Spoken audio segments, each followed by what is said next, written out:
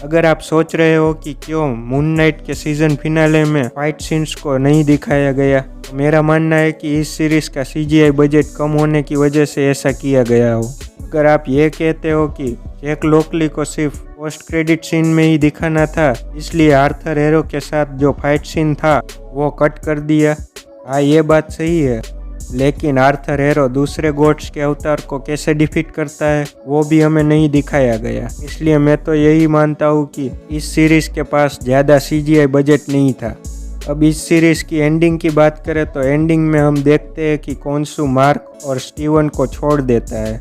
उसके बाद मार्क वही साइकियाट्रिक हॉस्पिटल में जागता है और हमें कंफर्म किया जाता है कि वो हॉस्पिटल मार्क और स्टीवन के दिमाग में ही थी, वो रियल नहीं थी। और स्टीवन लेटर्स गेटर्स करके चला जाता है और वो लंदन के उसी अपार्टमेंट में सो के उठता है। क्या आपने नोटिस किया कि डायरेक्टर ने जिस जगह से इस सीज़न को स्टार्ट किया था उसी जगह पे सीज़न फिनाले को ख़त्म किया। बैकग्राउंड में जो सॉन्ग सुनाई देता है वो भी वही होता है जो हमें फर्स्ट एपिसोड के स्टार्टिंग में सुनाई दिया था। अब बात करें पोस्ट क्रेडिट सीन की, तो हम आर्थर एरो को साइकियाट्रिक हॉस्पिटल में देखते हैं, जहां कोई स्पेनिश बोलने वाला आदमी आता है और वो एरो को ले जाता है। उसको ले जाते समय हम उस हॉस्पिटल के स्टाफ की डेड बॉडीज को देखते हैं और वो स्पेनिश गाय एरो को गाड़ी में बिठाता है। बात करें ये लिमो की, तो ये लिमो भी हमें कॉमिक्स में देखने को मिल जाती है और उसमें भी नंबर प्लेट पर SPKTR लिखा होता है, जो शॉर्ट फॉर्म है स्पेक्टर का। लिमो के अंदर हमें कोन्सू सूट में देखने को मिलता है, ये भी कॉमिक बुक से उठाया गया है।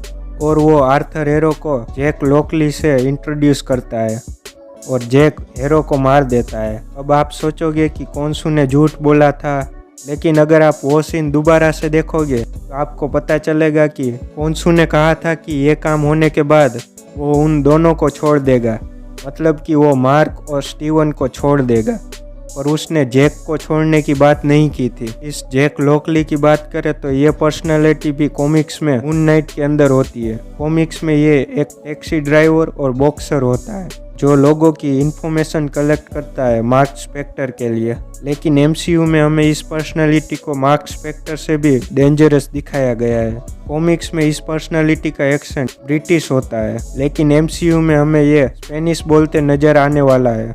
इस पर्सनालिटी को मून नाइट के 3rd एपिसोड से ही टीज किया जा रहा था। जब मार्क 3rd एपिसोड में गुंडों से लड़ता है, तब ब्लैकआउट होने के बाद वो अपने आप को टैक्सी में पाता है और वो टैक्सी ड्राइवर को अरेबिक भाषा में पूछता है। तब टैक्सी ड्राइवर कहता है कि अब तुम अरेबिक भी बोल लेते हो। तो मेरा मानना है कि वो जैक था जिसने टैक्सी मंगाई थी। आप ये कहोगे कि वो स्टीवन था, तो आप उस सीन के बाद जब मार्क स्पेक्टर उन दोनों को बुलाता है, वो दोनों उससे कहते हैं कि हमें अकेला छोड़ दो और उससे भागने लगते हैं। इसका मतलब वो उससे डरते थे। उनको पकड़ने के बाद मार्क फिर से ब्लैकआउट हो जाता है और जैक कंट्रोल ले लेता है और उन सभी को मार देता है।